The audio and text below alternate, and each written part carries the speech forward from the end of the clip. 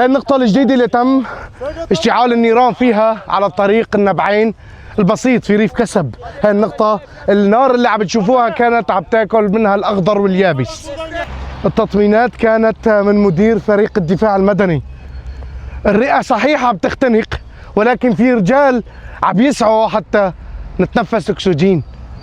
في رجال دخلوا من غير دول، من العراق والأردن وتركيا ومبارح قطر، اللي بيدخلوا من دون استغاثة، اللي بيدخلوا من دون نداء، دخلوا لحتى يساندوا فريق الدفاع المدني السوري.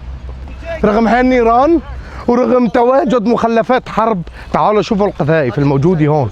هاي القذيفة الموجودة قريبة كثير من شباب الدفاع المدني من التركي والسوري والأردني والقطري المتواجدين بهاي النقطة. رغم هاي الخطورة الموجودة عم يقدموا أرواحهم بسبيل أنهم يطفوا النيران ويخبدوها لسلامة أهلنا المدنيين المتواجدين في المنطقة.